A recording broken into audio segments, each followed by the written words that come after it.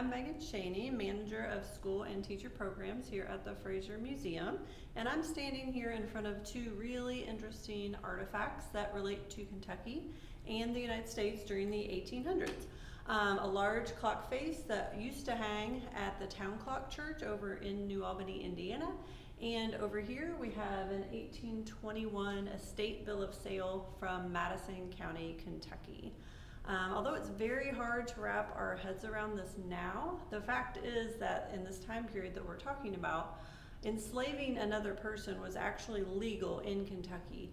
And somewhere around 20% of the people living in Kentucky were enslaved African Americans. You can see from this 1861 city directory that we're going to insert for you that the category slave dealers was actually listed under S, just like any other category, right after silver platers and right before soap and candle factories. Kentuckians such as the Arterburns, the Garrisons, and others ran slave dealing companies. So we're also going to show you a historic marker that you may have seen before, and that is located at 2nd and Main Streets, and it's titled the Garrison Slave Pen Site. So there actually was a slave pen dealer site right in that location, and you can still see that historic marker. You can look for that next time you drive by.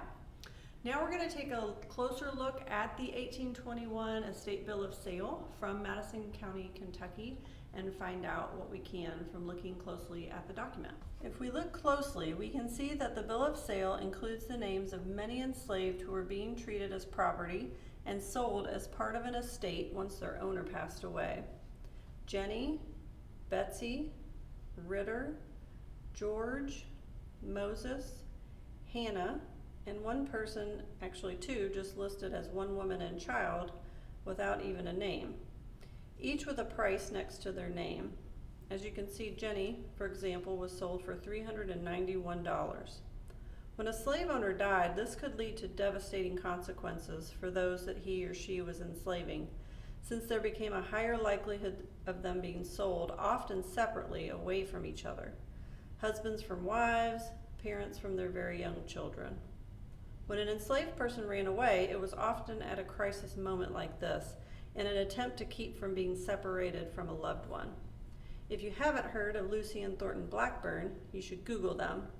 They're not included on this document, but they fell in love in Louisville in the 1830s and ran away when Lucy's owner died, and she was supposed to be sold downriver at that point. They have an amazing story we can't get into today, but you should look them up. They actually have their own historic marker in downtown Louisville as well.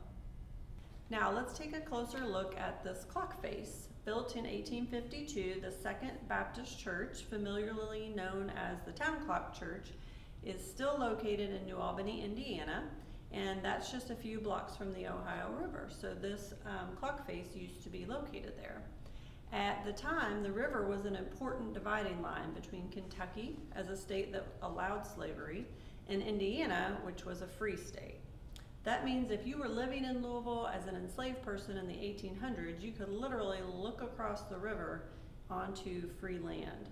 It is important to remember that enslaved people resisted in lots of different ways. Some even chose to run away. If you were the small percentage that were able to get away and make it across the river, you needed to keep moving because the laws in the U.S. allowed enslavers to chase fugitive slaves into the free states and actually required that the people who lived there return them as property to where they were from if they were suspicious that they were leaving an enslaved state. That's where the Town Clock Church comes into play. According to oral tradition, the church was an integral site for assisting fugitive slaves who were just making it across the river from Kentucky, from Kentucky into Indiana, and people in the congregation helped when they could in lots of different ways.